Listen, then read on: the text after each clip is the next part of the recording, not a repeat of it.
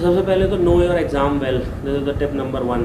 No your exam well का मतलब होता है, कोई एग्ज़ाम होता है जैसे एसएससी के पहले 200 क्वेश्चन आते थे, अब 100 क्वेश्चन आते हैं, तो टाइम सेम है।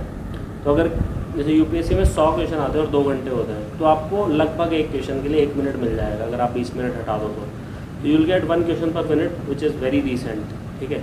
लेकिन अगर 200 क्वेश्चन आ रहे हैं 2 घंटे में, तो देन यू विल गेट रफली 30 सेकेंड्स पर क्वेश्चन, नॉट इवन दैट, ठीक है, रफली बता रहा हूँ मैं। तो you need to know your exam कि आपको आधे घंटे में यूपीएससी में आपको 25 से 30 क्वेश्चन करने हैं। 1 घंटे के मार्क पे 55 क्वेश्चन हो जाने चाहिए और 1.5 घंटे के मार्क पे 85 क्वेश्चन हो जाने चाहिए। 1 घंटे 45 मिनट में पूरा पेपर हो जाना चाहिए। You need to know your exam well, किस तरीके का पैटर्न होता है, कितने क्वेश्चन पूछे जाते हैं, कितना टाइम पर क्वेश्चन मिलेगा।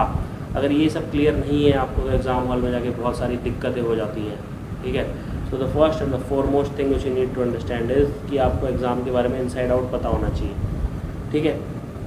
फिर दूसरी चीज़ है बी रियलिस्टिक। अगर वो स्पीड टेस्ट है, जैसे कि कुछ लोग एग्ज़ाम बनाते ही इसीलिए ताकि क्वेश्चन छूट जाए। अगर 300 क्वेश्चन पूछें आपसे 1 घंटे में, तो आप मतलब 1 मिनट में 5 क्वेश्चन तो सॉल्व नहीं कर सकते, इम्पॉसिबल सी बात है, तो उसमें छोड़ा जाएगा। तो रियलिस्टिक बनो। जैसे अगर CSAT किसी का स्लो है, तो 60 में से 80 में से 60 क्वेश्चन सॉल्व कर लो, because it is just a qualifying exam. GS में बी रियलिस्टिक का मतलब है कि आपसे 85-90 अटैम्प्ट हो रहे हैं, तो वो करो। So you have to understand कि आपको कितने मार्क्स चाहिए, कितनी कट ऑफ जाने वाली है। Now this is irrespective of any exam, ठीक है। अगर आपको सिर्फ पास होना है वो कॉलेज एग्ज़ाम्स में, तो आप उस तरीके से पढ़ाई करो। So what ever expectations you have, वो रियलिटी के साथ मैच करनी चाहिए। अगर आपको रैंक 1 लानी है, तो आप एक भी क्वेश्चन नहीं छोड़ सकते basically, you can not afford anything, right.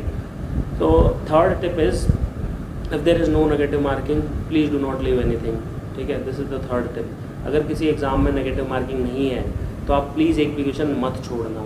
अगर नेगेटिव मार्किंग नहीं है और फिर भी कोई बंदा क्वेश्चन छोड़ता है, तो वो बहुत ही बड़ा बेवकूफ़ है, बहुत ही बड़ा पागल है। बिकॉज अगर जिसने क्वेश्चन किया, मान लो रैंडम प्रोबेबिलिटी है उसके सही होने की, तो उसके ज़्यादा नंबर आ जाएंगे, मतलब सीधी सी बात है, उसमें डाउट ही नहीं है। चौथा, अगर नेगेटिव मार्किंग नहीं है भी और अगर वो 1/4 है, मतलब अगर 4 ऑप्शन पे 1/4 है, 3 ऑप्शन पे 1/3 है, 2 ऑप्शन पे हाफ है, then attempt all the question, ठीक है। समझ में आ रही है मेरी बात। जैसे अगर आपके पास 2 ऑप्शन है, तो आपको अगर सही आंसर करने पे 1 मिलेगा, तो गलत करने पे भी 1 मिलना चाहिए, क्योंकि 2 ही ऑप्शन है, राइट और रॉन्ग। अगर आपके पास 4 ऑप्शन है, तो 25% आपकी मतलब 1/3 नेगेटिव मार्किंग हो जानी चाहिए उस केस में, समझ लो। तो यू हैव टू रियलाइज़ कि अगर नेगेटिव मार्किंग है और कट ऑफ हाई जाता है, तो आपको फिर भी ऑलमोस्ट सारे क्वेश्चन अटैम्प्ट करने चाहिए। कट ऑफ लो जाता है, तो देन यू कैन अफोर्ड कुछ क्वेश्चन आप अटैम्प्ट नहीं करो। लेकिन अगर कट ऑफ बहुत हाई जा रहा है, जैसे कि सिविल्स में 120 कट ऑफ जाता है, 115 कट ऑफ जाता है, उस केस में अगर आप 60 ही क्वेश्चन अटैम्प्ट करके आए हो, तो फिर you will not be able to do anything about that. आप मेरी बात ध्यान से समझना। तो try it is irrespective of that, ठीक है।